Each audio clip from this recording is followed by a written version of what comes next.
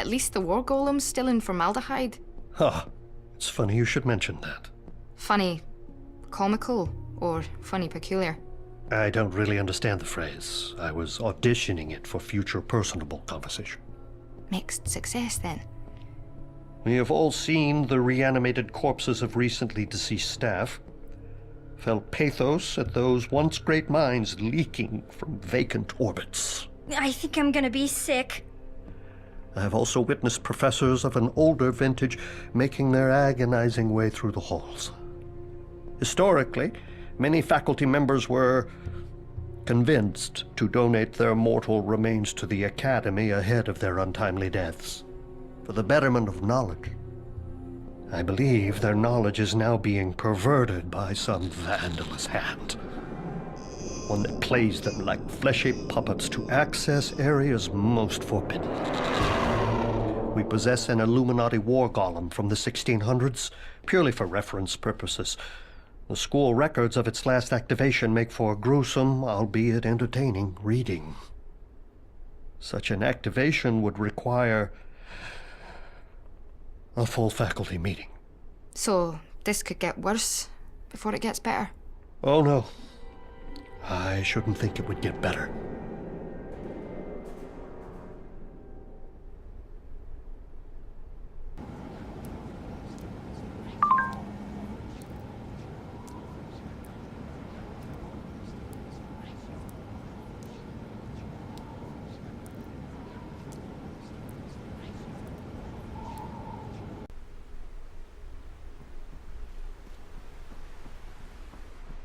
Hello?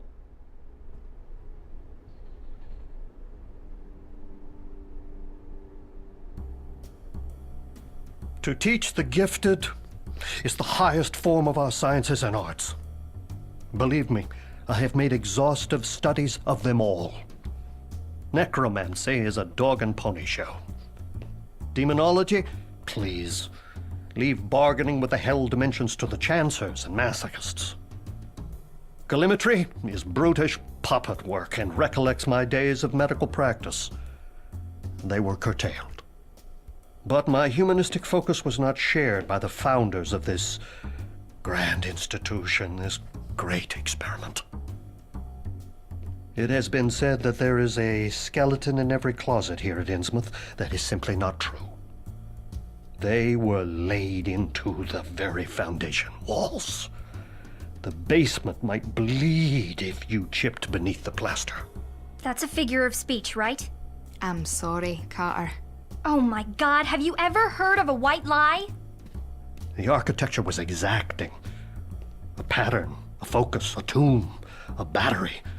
Stockpiling anima from many sources, not entirely willing sources. It would be politic to close the breaches before they emerge. The first time you get bricked in's probably the worst time, eh? From my research, it seems each time begins a claustrophobic eternity anew. You're like the world's revenge on sarcasm. Do you know that?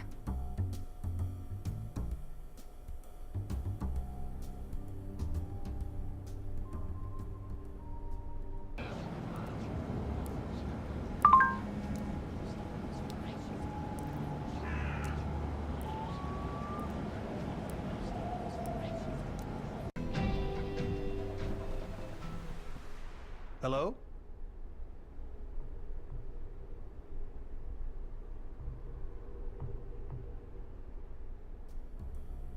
Did you come for the library amnesty?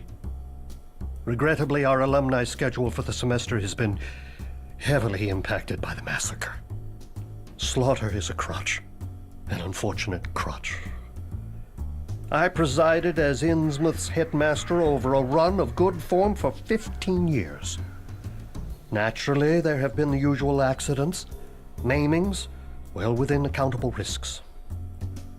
As I would tell parents before I was retired from the reparation committee, you cannot vivisect a ghoul without breaking a few legs. Ah, he's paraphrasing. Work with me here, HJ. Moving right along. The wards of this school, hundreds of years old, are violated. It is unthinkable. But we handle the unthinkable every day. Now things are slipping through, both ways. I'm not sure which is worse for the general health of the island. A thorough investigation will follow as soon as we have appointed new staff and dissolved their predecessors' corpses. Yes, the immediate concern is that the wards must hold. The devices are hungry, rapacious for anima. Great. We'll have a sacrificial donation drive. Or a bake sale. Delightful.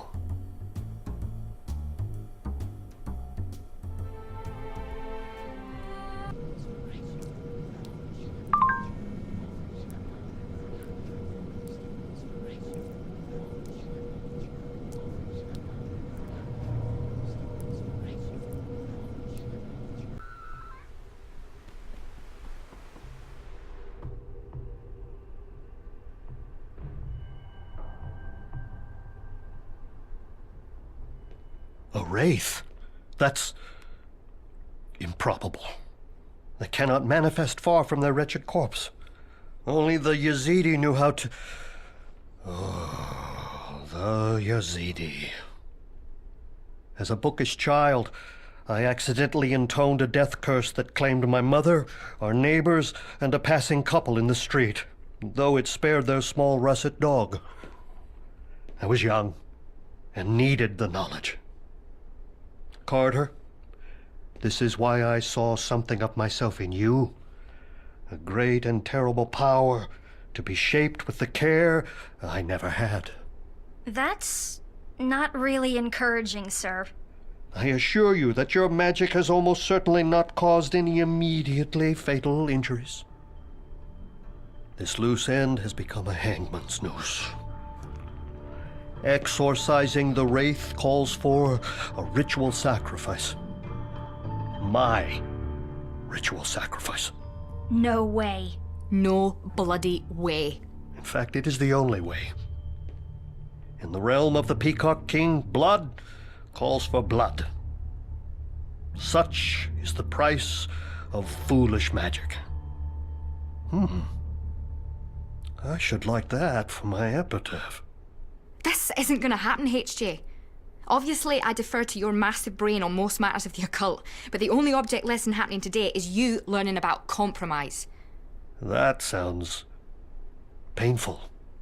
Less painful than making a pentacle from your entrails. You remembered the very book of curses. Truly a model student.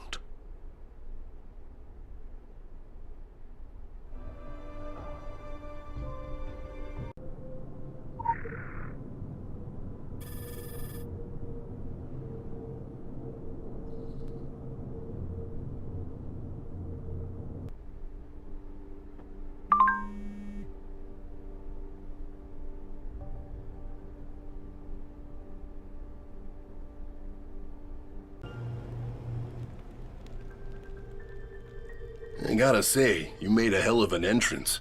Where do you keep that horse you rode in on? I'm just yanking your chain. It's no coincidence what's happening here and happening now, with us and with you lot. I gotta say, you made a hell of an entrance.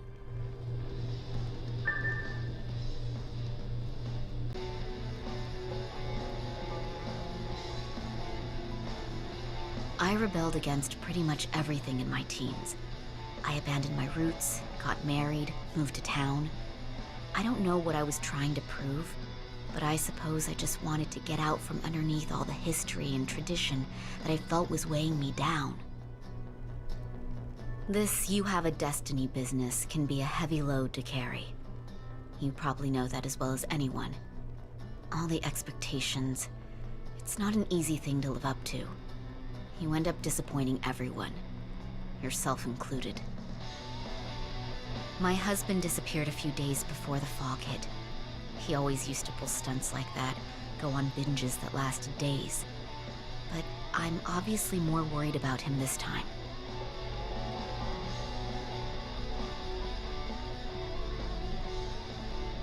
Apparently Mom's some kind of Wabanaki superwoman. Who knew? Okay, so she was always obsessed with rituals and traditions. Dad couldn't take it. Made him so mad, my mom and him kept fighting over it. I thought it was just superstition. A few more weeks of this, and I'll even be ready for that fishing trip upstate my uncle's been threatening to take me on. All I have to watch is what I brought with me when we came here to stay with Uncle Red.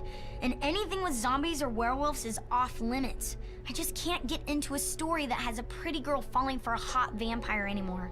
It feels very wrong. I wish there were more of us here. Not just Mom and me and Uncle Red, but others from the tribe. Or even better, that we could just move to the trailer park. But no, that's impossible. Because you know, there's this big disagreement in the tribe, and nobody talks to anybody anymore.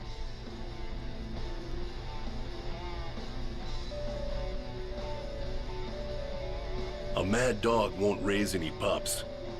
So my pop used to say. Yeah, I never saw myself as the fathering kind, despite sitting in as Santa for as many Kingsmouth Christmases as I can count. That's more gut than paternal instinct, in every way. All our legends and traditions speak of watching over this land, of suffering the hardships. Not a lot of bridges in these parts for water to go under. There's a whole lot of slights and hurt that never got sounded out, never really left this place. Man doesn't write romances for a reason, the miserable bastard.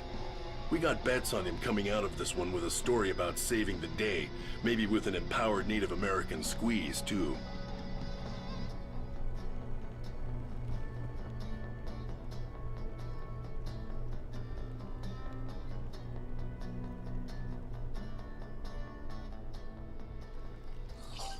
Kyra, did you do the dishes?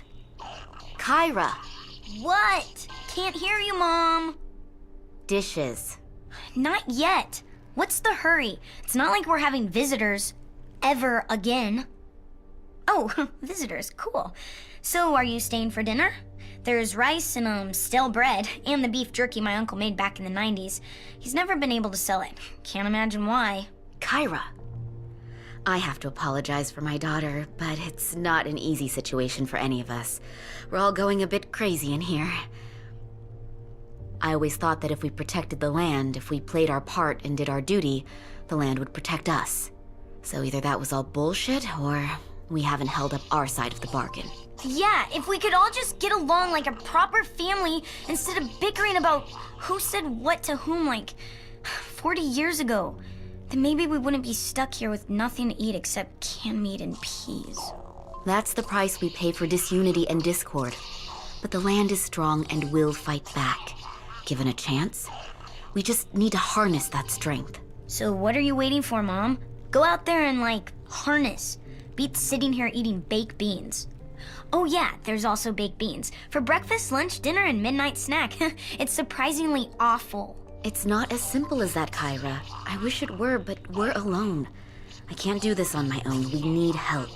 In the meantime, we have to care about the little things, like the chores. So will you please do the dishes?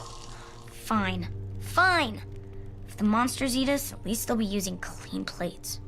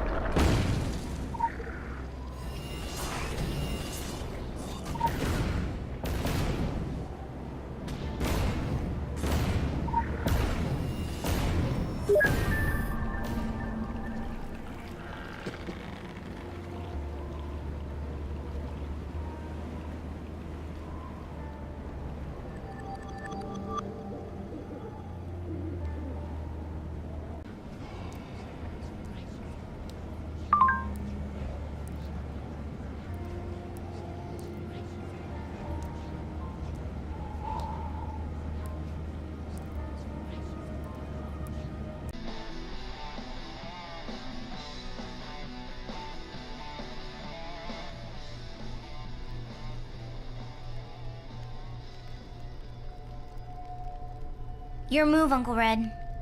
Soon enough. Did you protect your queen? Maybe. Yes. I don't know. I moved the castle thing to D3. Great move, if you're trying to kill your queen. Look at the whole board this time. You don't have to fight every single battle. Consider the end game. Be the player, not the piece. How can I consider the endgame when I don't know what you're going to do? I'd have to be psychic. Can I just surrender already? Hi there, I'm Red, your uncle. If we'd met, you'd know I don't stand for quitters. You always have to play it out, kiddo, even when you're losing, else you'll never learn. Besides, you can't tell when the Joker's going to show up. I thought we were playing chess. Kiddo, when you get to be my age, you're allowed to mix metaphors. Sometimes you just have to stall, stay on the defensive, and wait for that unexpected move that changes the whole board. Sure, I guess. Whatever that means.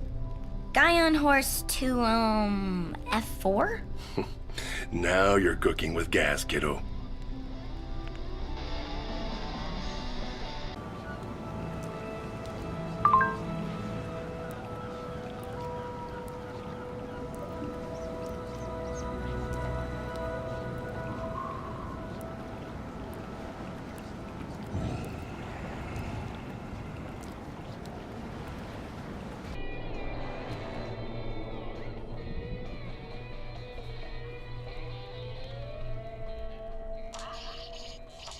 You know, kiddo, the thing about fishing, Oh, good, a metaphor.